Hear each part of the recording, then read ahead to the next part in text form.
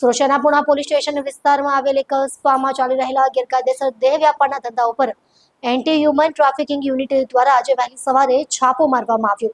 પોલીસે આ કાર્યવાહીમાં 8 લોકોની ધરપકડ કરી 6 મહિલાઓને દેહ વ્યાપારની દુનિયામાંથી મુક્ત કરાવવામાં આવી છે.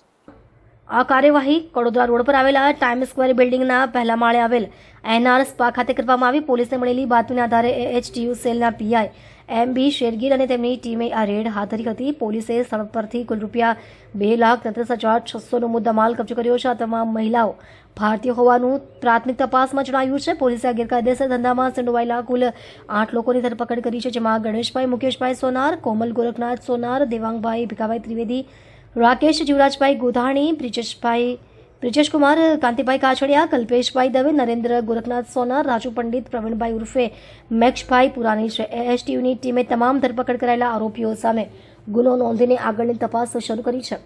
પોલીસે જણાવ્યું છે કે આ ધંધામાં સંડોવાયેલા અન્ય લોકોની પણ તપાસ કરવામાં આવી રહી છે. બચાવી લેવાયેલી મહિલાઓને સલામત સ્થળે રાખવામાં આવી છે અને તેમની સાથે કાઉન્સેલિંગ કરવામાં આવી રહી છે. શર્મા સ્પા અને બ્યુટી પાર્લરની આડમાં ચાલતા દેહ વ્યાપાર સામે પોલીસની આ કાર્યવાહીએ ભૂગર્ભ ધંધો કરનારાઓમાં ચકચાર મચાવી દીધી છે. પોલીસે લોકોને પણ અપીલ કરી છે કે તેમના વિસ્તારમાં આવા કોઈ ગેરકાયદેસર પ્રવૃત્તિની જાણકારી મળે તો તાત્કાલિક જ પોલીસને જાણ કરવી.